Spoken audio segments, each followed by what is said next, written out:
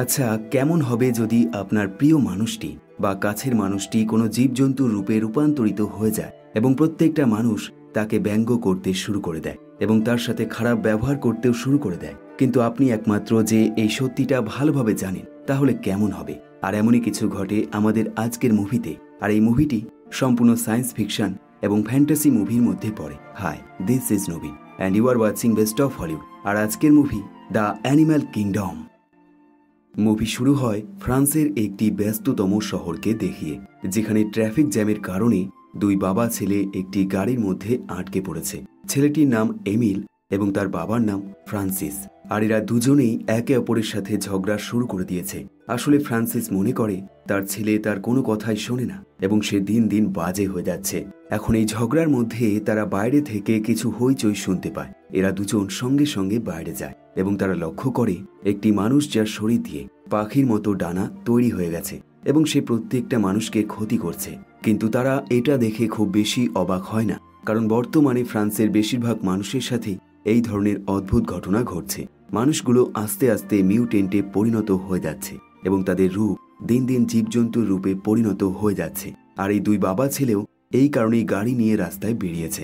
আসলে কিছুদিন আগে এমিলের মা ঠিক এমনভাবেই মিউটেন্টে পরিণত হয়ে যায় এবং তার রূপ মানুষ থেকে জীবজন্তুর রূপে রূপান্তরিত হয়ে যায়। আর এই কারণেই তার মা বর্তমানে হসপিটালে ভর্তি রয়েছে। আসলে গত 2 বছর ধরে এই শহরে বেশিরভাগ মানুষই এই মিউটেন্ট হয়ে যাচ্ছে, যার ফলে সরকার থেকে একটি নতুন সংস্থা চালু করেছে, যারা কিনা এই মিউটেন্টগুলোকে বন্দী করছে। কারণ এই মিউটেন্টগুলো মানুষের ক্রমাগত ক্ষতি করে চলেছে। তাই এরা এদেরকে বন্দী করার পর সবার প্রথমে তাদেরকে একটি স্পেশাল ইনস্টিটিউশনে ভর্তি করছে, যেখানে তাদের উপর ট্রিটমেন্ট চলছে, যাতে তাদের এই হিংস্র আচরণ কিছুটা কমানো যায়। আর এই কারণেই এমিলের মা বর্তমানে সেই ইনস্টিটিউশনে ভর্তি রয়েছে। ফ্রান্সিস এবং এমিল সবার প্রথমে গাড়ি করে সেই ইনস্টিটিউশনে চলে যায় এবং সেখানে ডাক্তারের সাথে কথা বলে।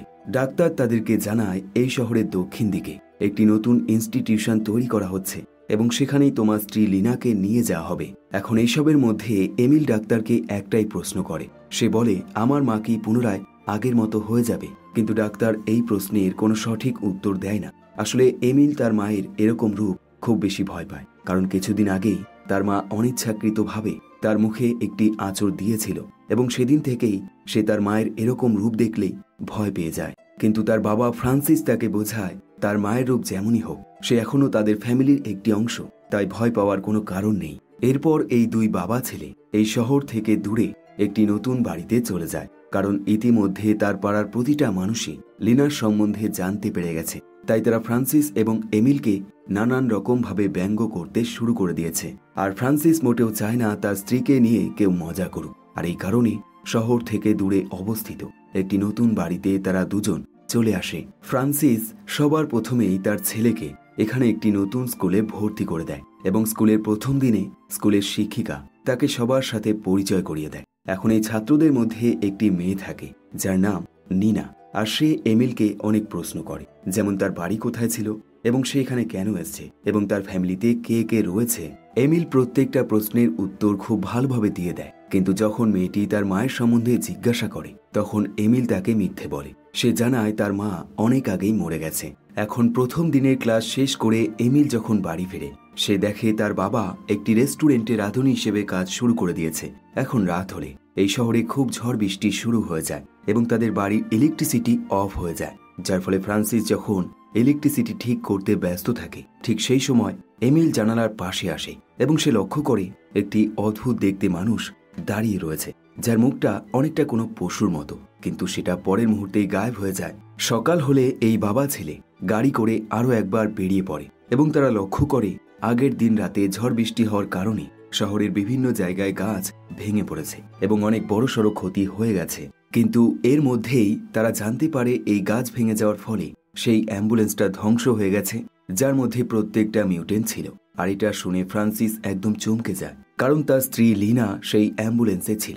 সে সঙ্গে সঙ্গে গাড়ি থেকে নেমে চারিদিকটা তল্লাশি চালায়, কিন্তু লোকাল পুলিশ অফিসার তাকে এমনটা করতে বাধা দেয় এবং জানায় তারা এই মুহূর্তে এই তল্লাশির কাজ করছে এবং তার স্ত্রীকে তারা খুঁজে পায়নি। হয়তো সে এই ঘন জঙ্গলের মধ্যে কোথাও চলে গেছে। এখন এই কথা শুনে বাবা ছেলের চোখে জল চলে আসে, কিন্তু তাদের হাতেও কিছু করার থাকে না। তাই বাধ্য হয়ে তারা বাড়িতে ফিরে আসে।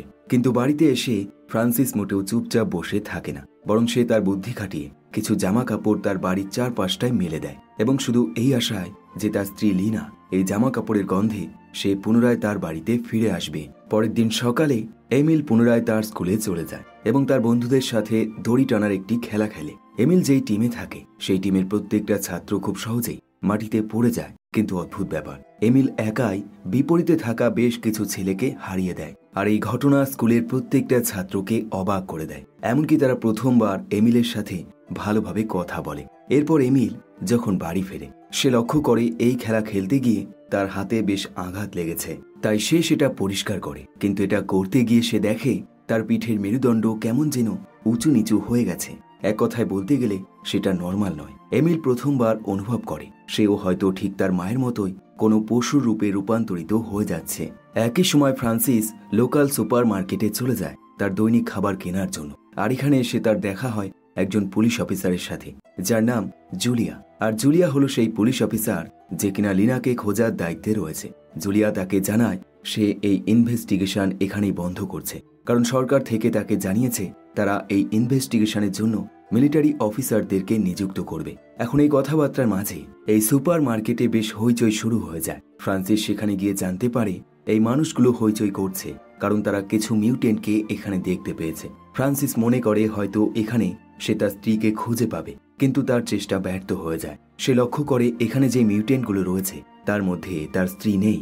এখন এই মিউটেন্টগুলো এই সুপার মার্কেটে ধ্বংসলীলা শুরু করে দেয়। পুলিশ অফিসার জুলিয়া এদেরকে ঠেকানোর জন্য সব রকম চেষ্টা করে, এমনকি একটা সময় মিউটেন্টকে ধরার জন্য তার গায়ের উপর লাফ দিয়ে দেয়। ফ্রান্সিস লক্ষ্য করে সুপার মার্কেটের এক কোণায় আরও একটি মিউটেন্ট খুব ভয়ে লুকিয়ে রয়েছে, কিন্তু এই ব্যাপারে সে পুলিশ অফিসারকে জানায় না, কারণ পুলিশ অফিসার এদের ওপর খুব বেশি টর্চার করছে এবং সে ভালোভাবে জানে এই মিউটেন্টগুলো একটা সময় মানুষ ছিল, তাই সে এদের কষ্টটা বুঝতে পারে। পরের দিন সকাল হলে ফ্রান্সিস প্ল্যান করে সে এবং তার ছেলে একসাথে মিলে পশ্চিমের জঙ্গলটা ভালোভাবে খুঁজবে। হয়তো সেখানে খুঁজলে তার স্ত্রীকে সে খুঁজে পেয়ে যাবে।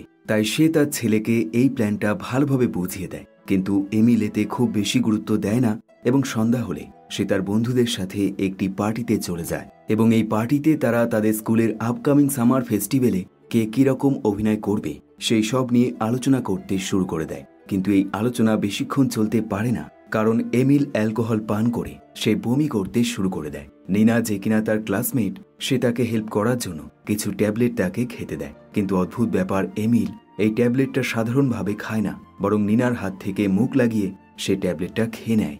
আর এই জিনিসটা প্রত্যেকটা ছেলেকে অবাক করে দেয়। একইভাবে প্রত্যেকে এমিলকে নিয়ে ব্যঙ্গ করতে শুরু করে দেয়। এমিলও লজ্জায় এই পার্টি ছেড়ে এখান থেকে চলে যায় এবং সে বাড়ি যায় না, বরং জঙ্গলের পথে দৌড়াতে শুরু করে এবং সেই দিকে এগিয়ে যায় যে দিক থেকে কিছু অদ্ভুত জীবজন্তুর আওয়াজ ভেসে আসছে। পরের দিন সকালে এমিলের ঘুম ভাঙে একটি বোটের আওয়াজে। সে লক্ষ্য করে সে একটি নদীর পাশে শুয়ে রয়েছে এবং তার মুখে এবং হাতে পায়ে রক্ত লেগে রয়েছে। এমিল এক মুহূর্ত সময় নষ্ট করে না, সে সঙ্গে সঙ্গে দৌড়ে তার বাড়িতে ফিরে আসে এবং নিজেকে ফ্রেশ করে। এমিল হঠাৎই তার মুখের ভেতর থেকে একটি পাখির পালক খুঁজে পায়। সে প্রথমবার বুঝতে পারে আগের দিন রাতে সে শুধু জঙ্গলেই যায়নি, বরং সেখানে পাখি শিকার করে সে সেটা খেয়ে নিয়েছে। এমিল বেশ চিন্তায় পড়ে যায়। এদিকে বাইরে তার বাবা জোরে জোরে তার নাম ধরে ডাকতে শুরু করে দেয়, কারণ ইতিমধ্যে তাদের সেই পশ্চিম জঙ্গলের ভ্রমণের সময় হয়ে গেছে। এমিল সঙ্গে সঙ্গে নিজেকে ফ্রেশ করে তার বাবার সাথে পশ্চিমের জঙ্গলের উদ্দেশ্যে বেরিয়ে পড়ে। এমিল তার বাবার কাছে জানতে চায় সে তার স্ত্রী অর্থাৎ তার মাকে এরকম পশু রূপে দেখতে পেয়ে তার কেমন লেগেছিল। ফ্রান্সিস জানায় সে একটু চমকে গিয়েছিল, কিন্তু সে তাকে কখনোই পর ভাবেনি। আসলে এই প্রশ্নের কারণ এমিল ধীরে ধীরে মিউটেন্টে পরিণত হচ্ছে। আর এভাবেই একটা সময় তাদের এই পশ্চিমের যাত্রা সম্পূর্ণ কমপ্লিট হয়ে যায়, কিন্তু তারা লিনাকে খুঁজে পায় না। যদিও তারা হার মানে না, বরং গাড়ি করে তারা আরও একবার রাতের অন্ধকারে তাদের এই তল্লাশি চালিয়ে যায় এবং জোরে জোরে চিৎকার করতে শুরু করে দেয় এবং একইভাবে লিনার সবচেয়ে প্রিয় গানটা তারা জোরে করে বাজাতে শুরু করে দেয়। আর এই সব করতে করতে সকাল হয়ে যায়। এমিল লক্ষ্য করে তার হাতের নখগুলো এখন বড় হয়ে গেছে।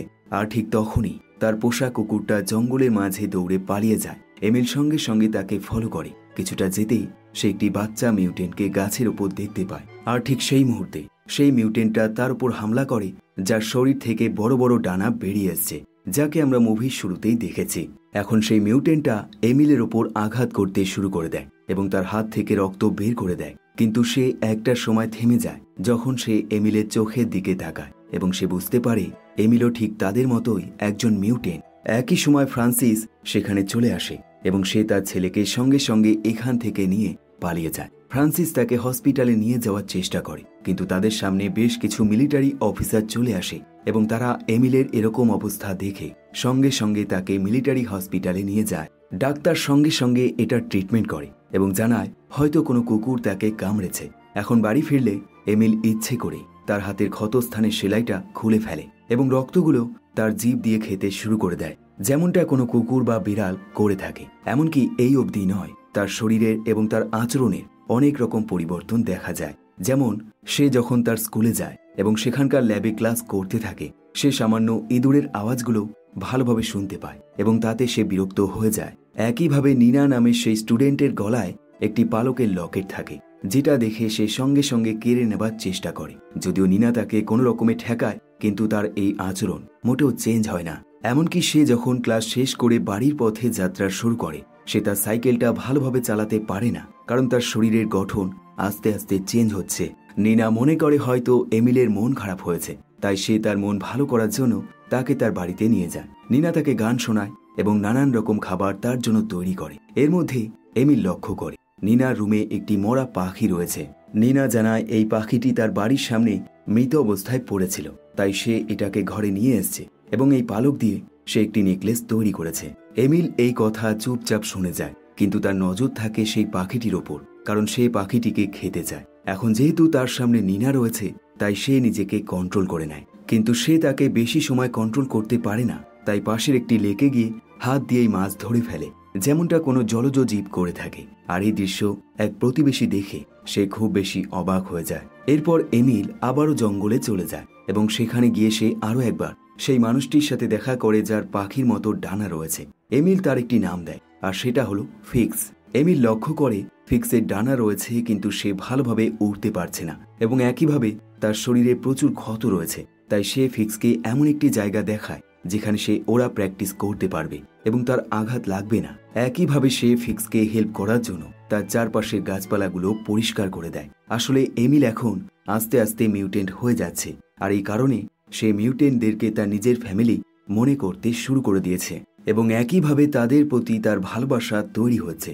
এখন বিকেল হলে এমিল তার সাইকেল করে বাড়ির পথে যাত্রা শুরু করে দেয়, কিন্তু সে এখন তার সাইকেল চালাতে পারে না। তাই সে বাধ্য হয়ে সাইকেলটা জঙ্গলের মধ্যে লুকিয়ে রাখে এবং বাড়ি ফিরে তার বাবাকে মিথ্যে বলে। সে জানায় তার সাইকেলটা চুরি হয়ে গেছে।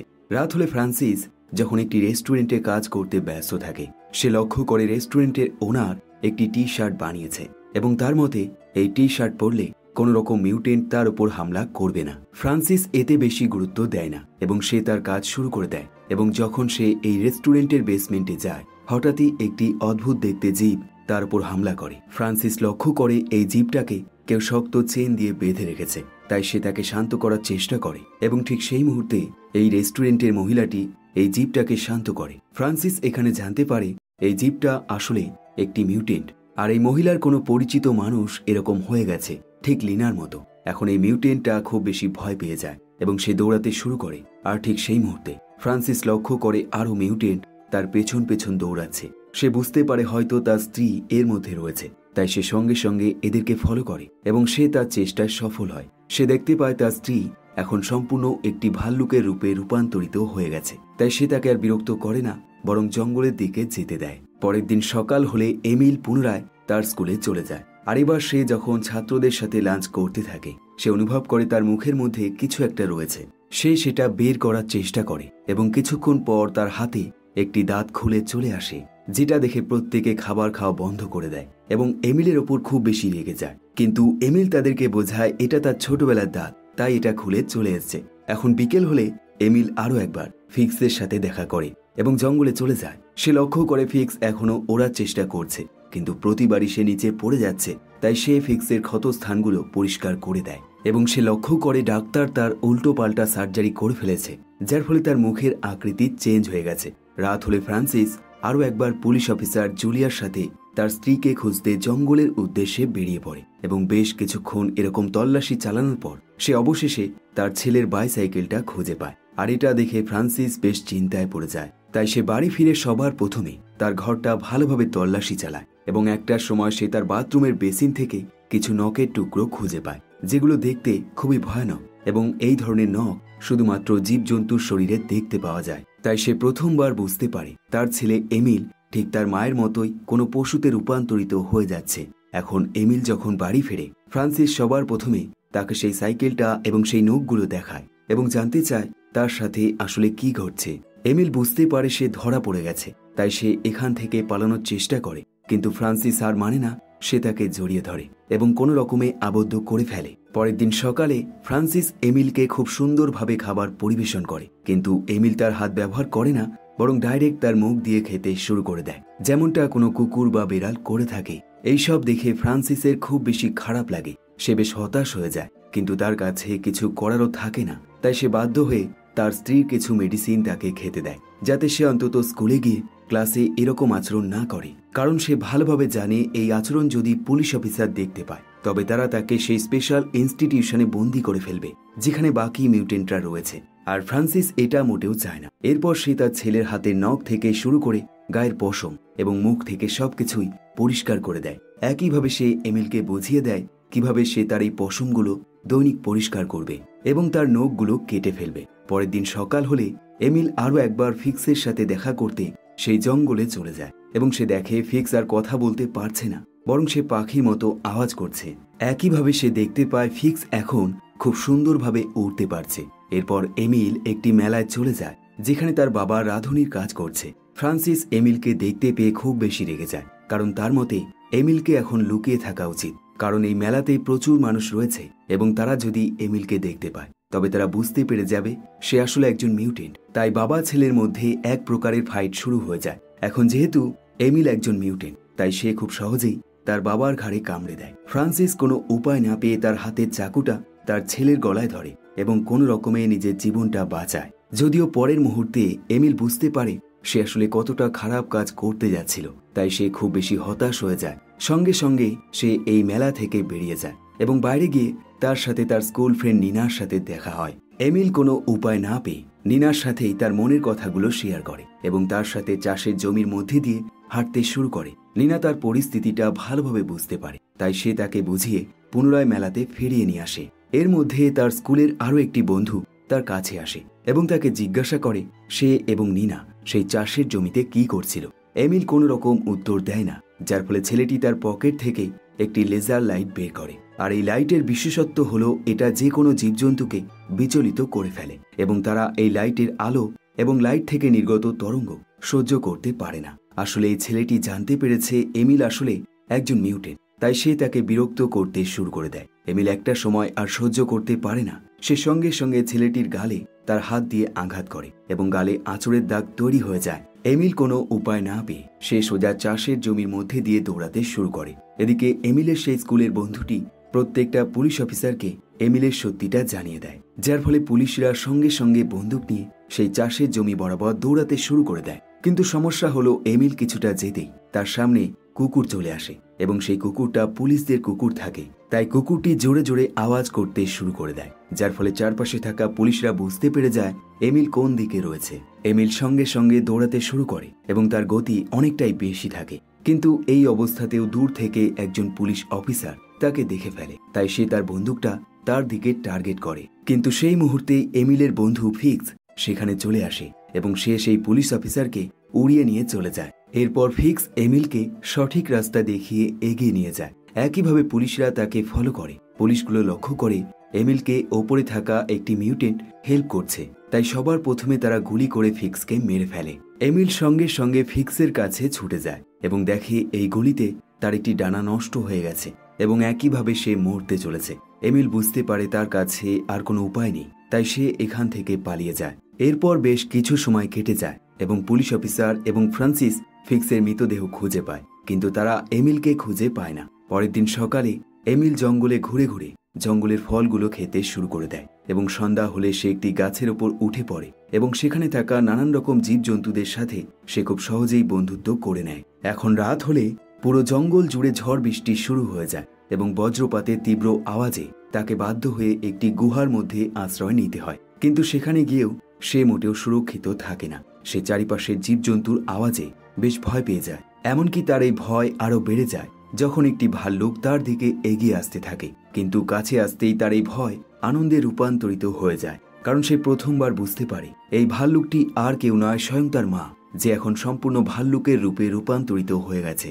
এখন এই দুজনেই একে অপরের প্রতি ভালোবাসা প্রকাশ করে এবং পুনরায় ভাল্লুকটি এখান থেকে চলে যায়। এমিল বুঝতে পারে যেখানে তার মা রয়েছে সেখানে তার কোনো বিপদ থাকতেই পারে না। তাই সে পুনরায় জঙ্গলের মধ্যে ঘুরতে শুরু করে দেয় এবং সে লক্ষ্য করে এখানে বিভিন্ন ধরনের মিউটেন্ট রয়েছে যাদের প্রত্যেককে দেখতে আলাদা আলাদা। কিন্তু বিপদ আসতেও খুব বেশি সময় লাগে না, কারণ তখনই তার মাথার ওপর দিয়ে একটি বোম ছুটে আসে, যার অর্থ হলো এই জঙ্গলের চারপাশটা আর্মিরা ঘিরে ফেলেছে।